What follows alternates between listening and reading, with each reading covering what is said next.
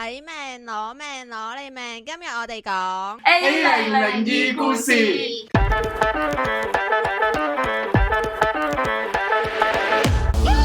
聽講咧，你有單好 juicy 嘅 A002故事，想講俾大家聽。A0點樣同靈異有關？事緣咧就係、有個朋友啦，咁佢一路咧都冇拍過拖嘅，今年已經29歲㗎啦。咁因為呢一個原因啦，咁身邊就有人有介紹一個男孩子俾佢認識啦。咁個男孩子咧同樣地都係同年29歲，咁都係冇拍過拖，即係兩個都係 A0嘅狀態啦。佢哋認識咗半年啦。因為我係大概佢哋認識半年嘅時候知道啊，原來佢哋兩個互相認識緊咁樣。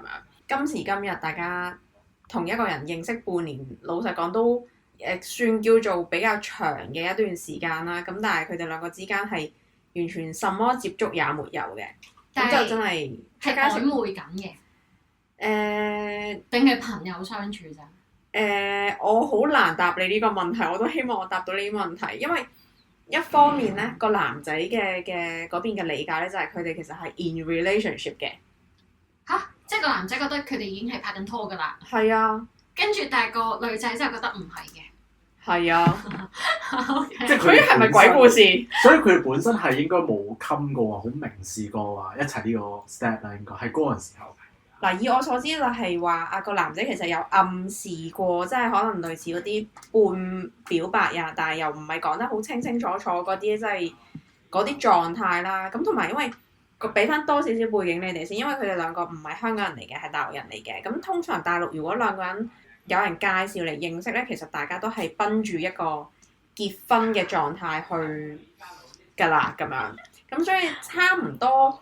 你認識半年，你又願意一路同人哋出去嘅情況，心照不宣就係我哋都穩定㗎啦，咁樣，即係有啲係咁嘅狀態嘅。咁但係我想問，咁佢哋依家嘅相處模式係點先？即係真係拍緊拖啊，會拖下手啊，會攬下錫下咁啊，定係都仲係相敬如賓咁樣，有條線喺度㗎？你問依家？係啊，咁因為你話個男仔 assume 咗佢哋已經係拍緊拖㗎嘛，唔係話連手都未拖咩？咁即係相敬如賓緊啦。係啊，即係手仔都未拖，但係個男仔就覺得已經係拍緊拖㗎啦。係啊，好出色啊！唔係，我哋要理解 A0嘅故事，A0加 A0嘅 chemistry 係好精彩嘅。anyway 咧，總言之喺個男仔嗰邊嘅角度係咁樣啦。咁因為我係屬於女仔呢邊嘅朋友，所以我會比較更加多知道女仔呢邊嘅狀態係點樣啦。咁但係個女仔一路咁樣磨咗大概半年啦。前嗰排咪新年嘅農曆新年嘅，咁新年嘅時候咧，咁個男仔咧就一路好想去拜年，但要登堂入室。係啦，拜年嘅時候嗰啲東西都已經準備好晒買晒啦，咁就一路問個女仔：喂，我幾時可以去你度拜年啊？點樣？等一等，我想問一問咧，咁你個朋友係咩心態咧？佢係覺得即係佢都對呢個男仔有意思嘅。係㗎，中間人去溝通嘅時候問話，其實你點樣諗㗎？因為大家都覺得如果你真係冇興趣嘅，你又冇應承話要同人哋一齊咁樣嘅話，咁會唔會其實你完咗佢，等人哋可以 move on 去下一個咁樣，其實對大家都好啲啊咁樣。個中間人嘅心態就係咁樣去問佢。咁當時個女孩子咧就都係話有好感㗎，覺得同佢一齊都可以令到佢個人 cheerful 啲啊，開心啲啊，咁同埋星期六日有人約下出下街咁樣都幾開心啊，都幾好啊咁樣。都講翻新年嗰陣咧，個男仔就想要買晒禮咁樣去見外父外母㗎啦，佢心態應該就係有雞髀食啦，OK 係。然後咁跟住然之後咧，個女仔咧就一路就唔得咁樣啦。咁就話唔俾佢嚟，咁亦都唔解釋點解唔俾佢嚟。係啦，就淨係話唔俾。我明佢 A0嘅原因啊。咁佢覺得未係拍緊拖嘛？佢心裏面係咁樣覺得，我哋都未一齊咁樣。咁但係從來亦都冇明確地表示俾個男仔聽，喂，其實我覺得我哋未一齊嘅喎，你爭啲咩要做俾我喎？亦都佢連透過中間人去講呢番説話，佢都冇。咁咁你有中間人，其實最好就係你同個中間人講，個中間人去幫你溝通。但係佢點同佢中間人講唔想男仔嚟？佢冇同中間人講唔想個男仔嚟啊，係個中間人去問㗎，因為覺得唔好再拖落去啦咁樣。即係明明拍拖啊，相處兩個人嘅事咧，明明可以，我就咁同你講，喂，我唔想你嚟啊，佢因為我都唔知你咩身份嚟咁樣樣，一係你俾個身份我啊，咁即係可能我介紹你都介紹得好啲啦。成件事係好和尚唔急太監急嘅 feel。跟住喂29歲人啦，仲扭零疏，但係我係覺得個文化背景可能有唔同嘅，即係可能內地佢哋有啲就可能投入感情線係比較似啲，同埋佢哋加上佢哋去到嗰年紀咧，你去到差唔多30，佢哋同香港有啲唔同啊，可能佢哋嗰陣時可能已經有啲恐慌㗎啦，尤其女方嗰邊。恐慌添啊！真咩？但係依家其實內地結婚率都唔係好高啫。係咪話30係條死線啊？係。佢哋會好驚，即係可能啊！如果真係個女仔可能生女哋前，佢哋真係未揾到個合適嘅對象，即係身邊親戚好緊張，快啲啊！我條仔翻嚟咁啊！咁跟住咧，同埋因為佢自己本人有細妹，咁細妹已經去到一個談婚論嫁嘅狀態。佢細妹好似唔知細佢3-4年啦，好似。即係一定要按順序嚟。佢又冇話一定要順序嚟，因為細妹確定咗今年一定會結婚擺酒㗎啦，已經。咁所以變咗就係大陸好容易就係有閒話㗎嘛，你住嚟住去嗰批人都係嗰批人，即係大家啲阿爸阿媽又識咁樣，由細一齊長大㗎嘛。咁變咗佢哋就可能驚呢啲所謂嘅閒言閒語啦咁樣。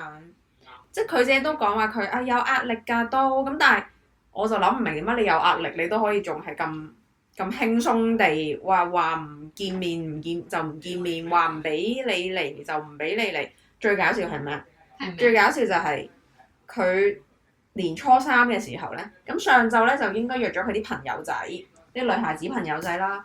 咁下晝咧啲女孩子朋友仔因為已經結晒婚嫁晒人生晒仔㗎啦，咁就夜晚要翻屋企吃飯啦，咁就得翻佢自己。咁佢就臨時臨急 call 個男仔出嚟，咁又真係個男仔肯嚟喎。咁佢哋兩個就食咗餐飯，個男仔咧就以為你 call 我翻你屋企食飯啦，我係終於有得見外父啦。係咪帶晒啲禮過去啊？跟住3盒瑤柱。係啦，有冇帶我就真係唔知啦呢一樣。但係咧，我知嘅就係咧。佢係準備好晒所有嘢㗎啦，已經應該係擺咗喺架車度咁樣，可能落車就攞出嚟咁樣啦。咁但係 anyway 咧冇送到，送唔出，因為佢哋兩個根本冇翻到屋企食飯，係喺出面食完飯之後就各自揸車翻屋企。咁叫個女仔攞翻上樓都一樣得嘅啫。我諗應該到最後係擺到咯。係啊，佢諗住自己去送㗎嘛，佢諗到要俾女仔去送。你嗰下諗住嚇，我唔係有得食雞髀嘅咩？點知 Oh my God， 跟住翻屋企喎，你食雞髀變翻屋企咁，唔會諗到咁遠，應該後崩潰我覺得佢係。咁佢最後冇見到家長啦，咁你個朋友點樣同？佢唔會講㗎，以佢嘅性格直接就咁㗎咋，即係翻屋企就翻屋企咯。即係佢哋食完嗰一日嗰餐飯之後咧，亦都係後續又有人同個女孩子傾過偈，又有同男孩子傾過偈咧。就係我哋呢邊得到嘅資訊就係乜嘢咧？個女孩子突然之間食飯後一日，即係年初4嗰一日 ，send 個 message 同個男仔講話，你需要俾我冷靜下。冷靜係做咗啲乜嘢要冷靜咧？嗌交嚟啊？定係？係啦，冇人知點解突然之間要冷靜。佢都好多自己嘅小劇場。中間人同女仔傾完偈之後咧，因為個女仔就係話。其實我係爭緊個儀式感嘅啫，即係如果你俾翻啲儀式感我嘅話，其實就 OK 㗎啦，咁樣就可以一齊㗎啦，因為爭 official 嘅表白啊嘛，喺佢呢邊嘅感覺係。但佢係咪需要啲即係鮮花海景即係嗰啲好？佢冇講得咁白，我估就係啦，係咯，嗰啲少女漫畫啊，嗰啲偶像劇啊，嗰啲為個心形嗰啲啦，我諗可能係要。咁之後咁，你嗰個中間人有冇同個男仔講？同咗佢講，個男仔都話佢要呢一樣嘢得準備俾佢。咁都好唔話得喎，掂喎。係啊，個男仔係以我哋所知係好就得人㗎 ，very good 㗎係。係啊。準備咗個儀式俾呢個女仔㗎啦嘛，係咪啊？準備咗用唔到啊嘛，要冷靜。要冷靜啊！即係 timing 問題，哎呀，咁點啊？話冷靜就冷靜㗎。話冷靜啦，咁個男仔依然都係死心不息，日日 send 下微信咁樣揾佢啦。咁但係個女仔完全一句都唔覆人哋，一個電話都唔肯接。我哋就作為女孩子嘅朋友都忍唔住講啦，你唔好再喺佢身上面嘥時間啊！你去揾個第二個人啦。我覺得係直情係叫個男仔唔好喺個女仔身上嘥時間。唔好喺佢身上面嘥時間。我以為你話叫你個 friend 唔好嘥時間。唔係叫個男仔唔好嘥時間啊！講完冷靜之後係完全唔同男孩子溝通。咁男孩子嗰邊個中間人又想知，喂，你話要嗰啲嘢，我準備晒噶咯，突然之間點解又嚟話要冷靜啊？咁樣又想了解下呢邊咩情況啦，咁樣。即係又係揾中間人去問。係啦，咁我哋呢邊到最後咧，唔理個女仔諗啲咩啦，因為其實佢已經唔肯再講佢諗緊啲乜嘢。唔知係咪同啲朋友傾偈嘅狀態底下，即係又係 A0 朋友啦，到最後得出一啲咁古怪嘅結論，我哋冇人真係睇得透啊！ A0 咧，我發現點都會有一兩個 A0 損友，係啊，跟住佢哋俾啲 comment 係冇得輸嘅，定係贏晒。我真係覺得抵佢 A0。即係我都唔知可以講到啲咩，因為你自己同中間人傾偈嘅時候又話細妹都就結婚啦，我都緊張啊，又都呢路啊，俾到個 OK 啦，唔錯啦，你又好似唔滿意咁又話要冷靜，又要 ABCD 都話俾你㗎啦都。我覺得咧29歲咧 A0咧都仲要搞到咁咧，其實唔係佢唔識拍拖，係佢連做人都唔識做。我完全理解唔到，我聽完真係覺得，好煩。係好煩啊！後續已經我哋冇人再敢講個女仔啦，因為我哋懷疑會唔會其實係因為中間人同佢主動去問過佢呢一件事，所以變到搞到佢咁大反應，又話要冷靜，又呢又路。因為我哋認識嘅女孩子咧，其實佢不嬲都唔係好俾人哋講佢嘅，即係亦都不嬲唔係好俾人哋問佢啲私事嘅。就算你係屋企人都好啦，都唔俾你問嘅。係咪中間人問完佢之後，佢就哇咁大反應啦咁樣咯？唔係，我覺得如果真係要有機會，真係可能個男仔要試下唔理佢一排先啦，即係等個女仔 feel 到原來會冇㗎喎，可能嗰下佢先 realize 咯。有時好多時就後知後覺，有時係。我覺得直情係機會都唔使俾佢，即係我覺得佢係零專啊，真係零專。我覺得你同正常同一個人相處咧，同一個人交往咧，你攞個誠意出嚟㗎嘛。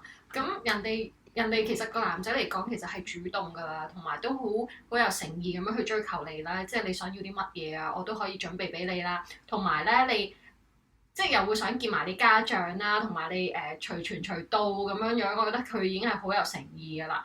咁但係咧，你女仔嚟講，你其實你有自己對個男仔有意思嘅，但係你又要扭扭擰擰喎。我覺得大家成年人咧，你想要啲乜嘢，你可以直講㗎嘛。你仲要透過一個中間人嚟講咧，其實都幾肉酸㗎。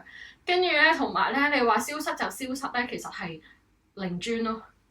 我俾我咧，其實我係真係我好撚憎呢啲人啦，我都認同我要爆埋粗口。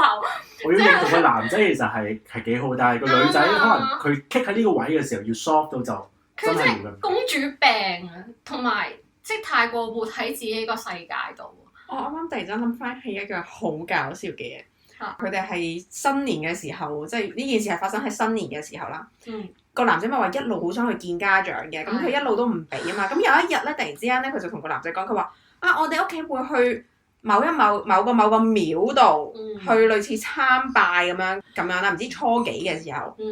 咁然之後我就忍唔住問咗一句啦，即係問咗我哋共同嘅朋友一句啦，就話佢哋屋企有呢個傳統嘅咩？因為以我認知就係冇嘅。然之後中間人就話翻俾我聽。梗係冇啦！我話咁佢叫個男仔去嗰度撞佢，點解要？係咯。我哋大家都拗頭，同埋個重點就係個男仔去到嗰度撞你點啊？我Auntie Uncle 你好啊！我係邊個？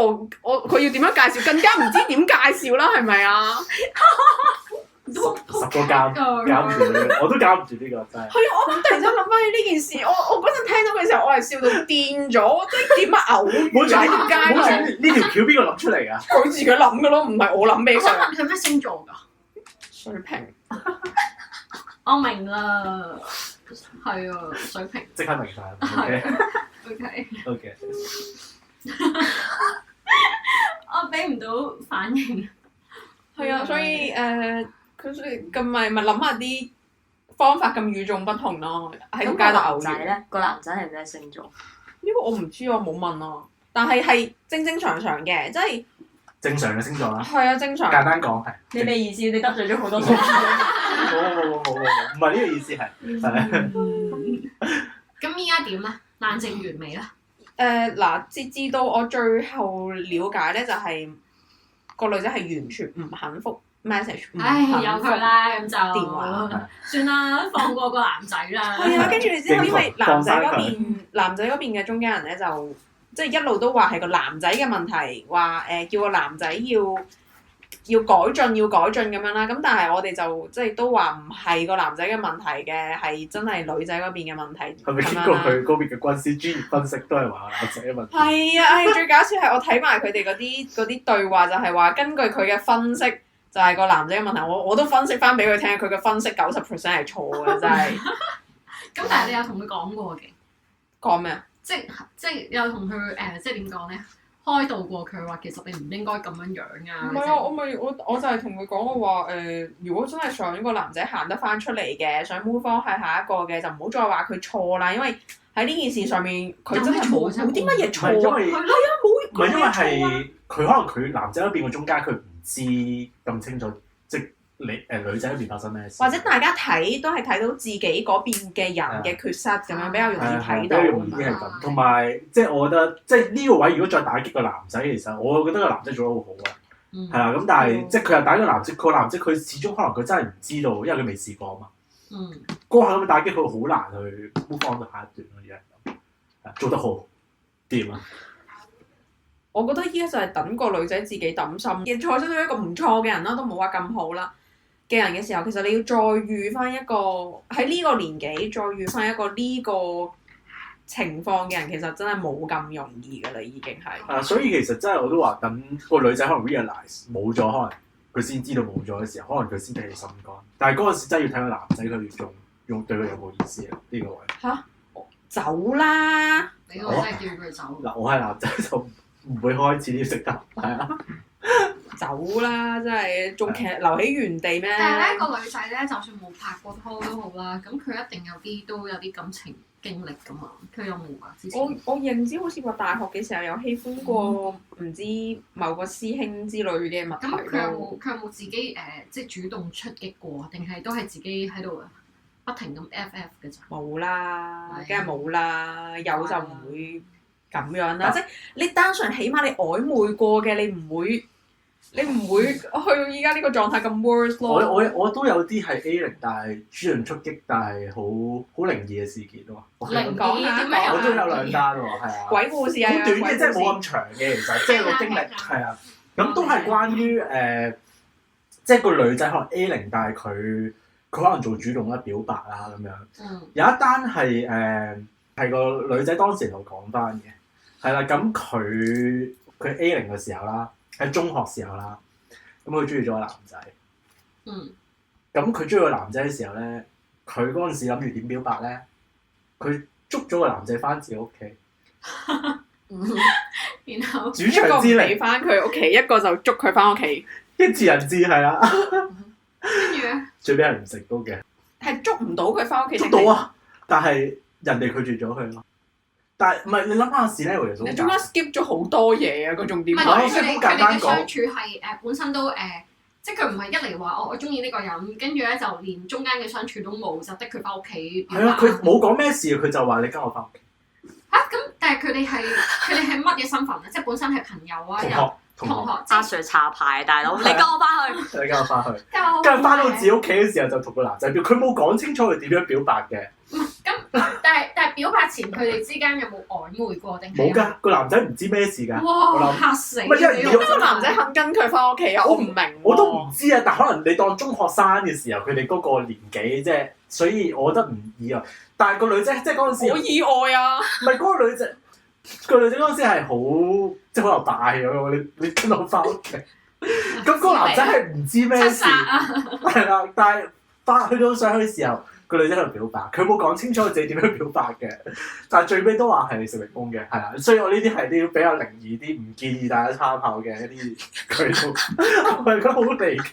你呢個係異太空故事啊，唔止靈異咁簡單，冇嚟過人間㗎。咁人哋中學生，中學生冇拍拖嗰陣時好懵懂咁樣，係啊唔知要點但樣係我覺得佢好型喎，即係佢細細個都識得挾持人質喎，即係喂拉自己翻自己主場係咪先？係值得咩啊？鼓勵欣賞嘅，即係主場之靈好勇敢去追求愛情咁樣。誒呢個我欣賞。係啊勇第二個敢追求愛情故事就都係嗱，佢都係個女主角同我講翻啦。咁佢就大啲，佢嗰陣時已經 grad 咗，你當18、19歲啦。咁佢就識咗個男仔嘅，好似話係打機識嘅，係啦。咁然後啦，大概其實都係佢個女仔 A0啦，同個男仔相處咗半年到啦左右。咁佢話到中間佢哋 build up 咗啲咩咧？佢話啊，其實個男仔都有介紹佢啲朋友俾佢識喎，即係佢個女仔都有 join 埋佢同埋啲朋友一齊出去玩或者有打機喎。咁咁個女仔都幾中意個男仔啦。咁有一日佢鼓起勇氣佢打俾個男仔。係。咁就講咗半個鐘，然後同個男仔講話：我想溝你，你就唔受溝。好用啊！跟住咧，咁個男仔點答啊？佢話當佢係 friend 咯，friend 送咗係啊，都係唔得。呢啲都係反面嘅教材，但係唔建議咁做。呢啲咪等同問話，我可唔可以同你做朋友？一樣好惡咯，成件事係。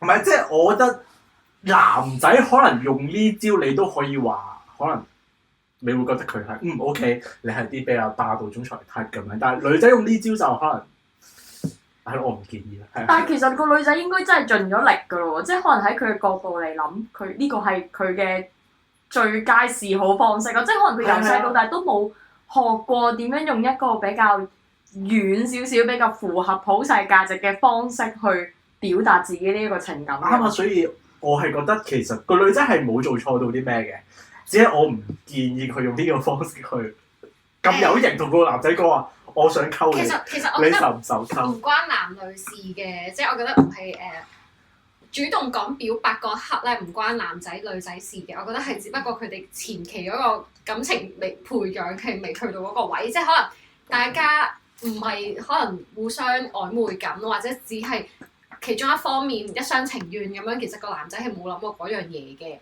如果係前期已經曖昧緊，同埋大家都係知道大家中意大家嘅話，係咯，應該要得米㗎啦。其實咁樣講邊個去主動講咧，其實都冇乜所謂嘅。但係我係覺得個女仔其實佢有錯覺都正常，即係佢可能覺得個男仔有介紹咗啲 friend 俾佢識啦，又 join 埋一齊玩啦，即係可能都覺得啊，你可以即係我會俾你認識埋我嘅圈子啦。